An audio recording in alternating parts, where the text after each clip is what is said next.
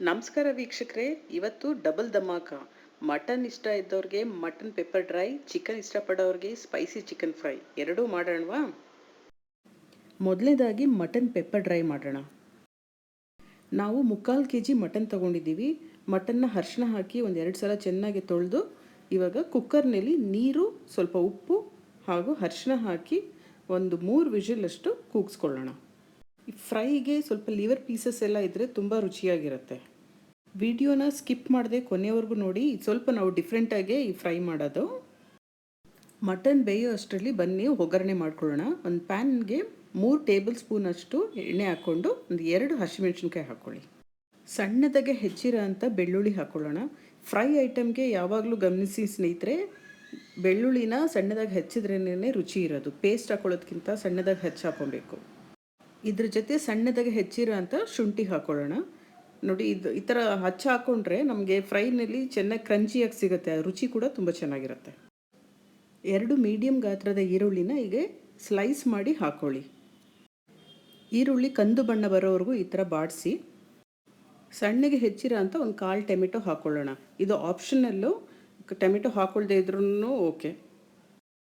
ಸ್ವಲ್ಪ ಉಪ್ಪು ಸೇರಿಸ್ಕೊಳ್ಳಿ, ಬರೀ ಈರುಳ್ಳಿಗೆ ಆಗೋ ಅಷ್ಟು. ಯಾಕಂದರೆ ನಾವು ಮಟನ್ ಬೇಯಿಸ್ಬೇಕಾದ್ರೂ ಉಪ್ಪು ಹಾಕಿದ್ದೀವಿ, ಅದಕ್ಕೆ ತುಂಬ ಉಪ್ಪು ಹಾಕಬಾರ್ದು. ಇದ್ರ ಜೊತೆ 1 ಟೇಬಲ್ ಸ್ಪೂನಷ್ಟು ಪೆಪ್ಪರ್ ಪೌಡರು, ಹಾಗೆ 1 ಟೀ ಸ್ಪೂನಷ್ಟು ಧನಿಯಾ ಪೌಡ್ರ್ ಹಾಕ್ಕೊಳ್ಳೋಣ.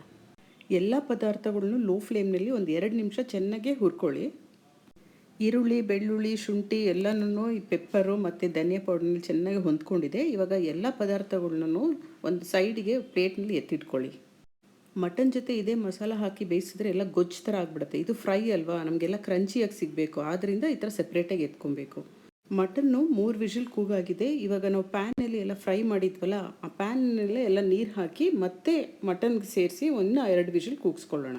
ಹೀಗೆ ಬೇಯಿಸೋದ್ರಿಂದ ನೋಡಿ, ನಾವೆಲ್ಲ ಫ್ರೈ ಮಾಡಿರ್ತೀವಲ್ಲ, ಆ ಫ್ಲೇವರ್ಸ್ ಎಲ್ಲನೂ ಮಟನ್ಗೆ ಹೀರ್ಕೊಳ್ಳುತ್ತೆ. ಬೆಳ್ಳುಳ್ಳಿ, ಶುಂಠಿ, ಪೆಪ್ಪರು. ಮಟನ್ ಬೇಯೋ ಅಷ್ಟರಲ್ಲಿ ಇವಾಗ ನಾವು ಹುರಿದಿಟ್ಟಿರೋ ಅಂಥ ಮಸಾಲೆಗೆ ಕರಿಬೇವಿನ ಸೊಪ್ಪು ಹಾಕ್ಕೊಳ್ಳೋಣ. ಕರಿಬೇವಿನ ಸೊಪ್ಪು ಈ ಪೆಪ್ಪರ್ ಡ್ರೈಗೆ ಹಾಕ್ಕೊಳ್ಳೇಬೇಕು, ಅಷ್ಟು ರುಚಿಯಾಗಿರುತ್ತೆ. ಮಸಾಲ ನೀರಿನಲ್ಲಿ ಮಟನ್ನು ಪರ್ಫೆಕ್ಟಾಗಿ ಬೆಂದಾಗಿದೆ. ಈಗ ಮಟನ್ನ ಹುರಿದಿಟ್ಕೊಂಡಿರೋಂಥ ಪೆಪ್ಪರ್ ಮಿಶ್ರಣಕ್ಕೆ ಸೇರಿಸ್ಕೊಳ್ಳೋಣ. ನೋಡಿ, ನಾವು ಈ ಥರ ಮಾಡೋದ್ರಿಂದ ಮಟನ್ನು ಆ ಪೆಪ್ಪರ್ ನೀರಿನಲ್ಲಿ ಚೆನ್ನಾಗಿ ಬೆಂದಿರುತ್ತೆ.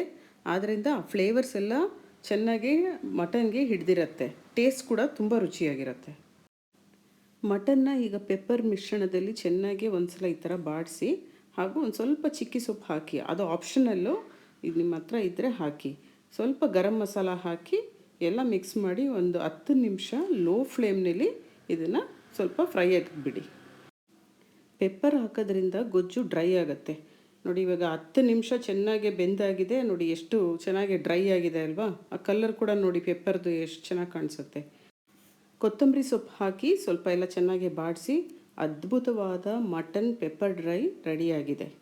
ಮಟನ್ ಪೆಪ್ಪರ್ ಡ್ರೈ ರೈಸ್ಗೆಂತೂ ಸೈಡ್ ಡಿಶ್ ಆಗಿ ಅದ್ಭುತ ಕಾಂಬಿನೇಷನ್ನು, ಹಾಗೂ ಚಪಾತಿ ಜೊತೆನೂ ಇದು ಚೆನ್ನಾಗಿ ಹೊಂದುತ್ತೆ.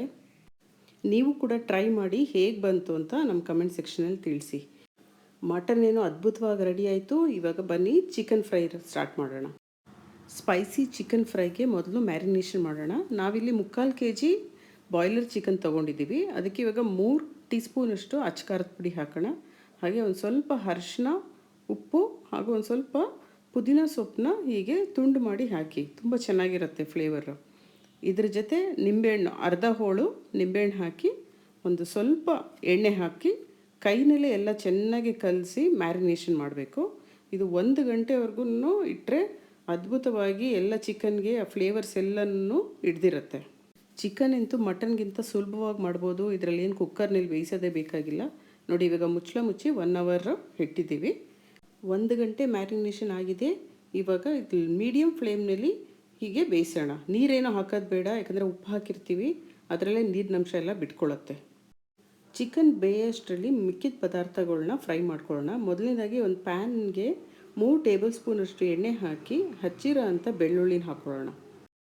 ನಾನು ಮೊದಲೇ ಹೇಳ್ದಂಗೆ, ಇದು ಯಾವ್ದಾರು ಫ್ರೈ ಐಟಮ್ಸ್ಗೆ ನಾವು ಯಾವಾಗಲೂ ಈ ಥರ ಬೆಳ್ಳುಳ್ಳಿ, ಶುಂಠಿನ ಸಣ್ಣದಾಗಿ ಹೆಚ್ಚಿದರೆ ತುಂಬ ರುಚಿಯಾಗಿರುತ್ತೆ. ಇವಾಗ ಒಂದು ಸ್ವಲ್ಪ ಹಸಿಮೆಣಸಿನ್ಕಾಯಿ ಹಾಕ್ಕೊಂಡು ಹಚ್ಚಿರೋಂಥ ಶುಂಠಿ ಕೂಡ ಹಾಕ್ಕೊಳ್ಳೋಣ.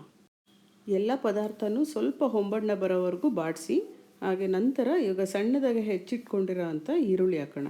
ಇದು ನಾವು 2 ಮೀಡಿಯಮ್ ಸೈಜ್ ಈರುಳ್ಳಿ ತೊಗೊಂಡಿದ್ದೀವಿ, ಯಾಕಂದರೆ 3/4 kg ಚಿಕನ್ ಇದೆಯಲ್ಲ.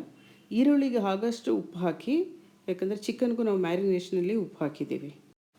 ಈರುಳ್ಳಿ ಎಲ್ಲ ಒಂದು ಅರ್ಧ ಫ್ರೈ ಆದಮೇಲೆ ಇವಾಗ 1 ಟೀ ಸ್ಪೂನಷ್ಟು ಧನಿಯಾ ಪುಡಿ ಹಾಕಿ, ಈಗ ಚಿಕನ್ ಬೆಂದಿದೆಯಾ ಅಂತ ನೋಡೋಣ ಬನ್ನಿ. ಚಿಕನ್ನು ಒಂದು 20 ನಿಮಿಷದಿಂದ ಬೆಂದಿರೋದಕ್ಕೆ ಇವಾಗ ಸೂಪರ್ ಸಾಫ್ಟಾಗಿ ಬಂದಿದೆ ನೋಡಿ. ನಾವಿಲ್ಲಿ ಆಲ್ಮೋಸ್ಟ್ ಒಂದು 90% ಅಷ್ಟು ಚಿಕನ್ನ ಹೀಗೆ ಬೇಯಿಸ್ಕೊಬೇಕಾಗತ್ತೆ. ಬೆಂದಿರೋ ಅಂಥ ಈ ಚಿಕನ್ ಪೀಸಸ್ನ ಇವಾಗ ಫ್ರೈ ಮಾಡಿರೋ ಅಂಥ ಈರುಳ್ಳಿ ಮಿಶ್ರಣಕ್ಕೆ ಹಾಕೊಳ್ಳೋಣ. ಈ ರೆಸಿಪಿ ಎಷ್ಟು ಸುಲಭ ಅಲ್ವಾ ಮಾಡೋದು, ಬ್ಯಾಚುಲರ್ಸ್ ಕೂಡ ಇದನ್ನು ಸುಲಭವಾಗಿ ಮಾಡ್ಬೋದು ನೋಡಿ. ಇವಾಗ ಎಲ್ಲನೂ ಒಂದು ಸಲ ಚೆನ್ನಾಗಿ ಮಿಕ್ಸ್ ಮಾಡಿ, ಒಂದು 1/4 ಸ್ಪೂನಷ್ಟು ಗರಂ ಮಸಾಲ ಹಾಕಿ ಮತ್ತೆ ಮುಚ್ಚಳ ಮುಚ್ಚಿ ಒಂದು 10 ನಿಮಿಷ ಲೋ ಫ್ಲೇಮ್ನಲ್ಲಿ ಬೇಯಿಸಿ. 10 ನಿಮಿಷದ ನಂತರ ಈ ಥರ ಕರಿಬೇವಿನ ಸೊಪ್ಪನ್ನ ಫ್ರೈ ಮಾಡಿ ಚಿಕನ್ಗೆ ಮಿಕ್ಸ್ ಮಾಡಿದ್ರೆ ಸೂಪರಾಗಿರುತ್ತೆ. ಸ್ಪೈಸಿ ಚಿಕನ್ ಅಂತೂ ಫ್ಯಾಂಟಾಸ್ಟಿಕ್ಕಾಗಿ ಬಂದಿದೆ ನೋಡಿ. ಇವತ್ತು ನಾವು ಗಾರ್ನಿಷಿಂಗ್ಗೆ ಕೊತ್ತಂಬರಿ ಸೊಪ್ಪು ಯೂಸ್ ಮಾಡ್ತಾಯಿಲ್ಲ, ಅದ್ರ ಬದಲು ಸ್ಪ್ರಿಂಗ್ ಆನಿಯನ್ಸ್ ಹಾಕ್ಕೊಂಡಿದ್ದೀವಿ. ನೀವು ಯಾವಾಗ ಸರ್ವ್ ಮಾಡ್ತೀರಾ ಆವಾಗ ಈ ಸ್ಪ್ರಿಂಗ್ ಆನಿಯನ್ಸ್ ಹಾಕ್ಕೊಂಡ್ರೆ ನೀವು ಚಿಕನ್ ತಿನ್ಬೇಕಾದ್ರೂ ಅದು ಕರಮ್ ಕರಮ್ ಅಂತ ಸಿಗುತ್ತೆ, ಸೂಪರ್ ಟೇಸ್ಟ್ ಇರುತ್ತೆ.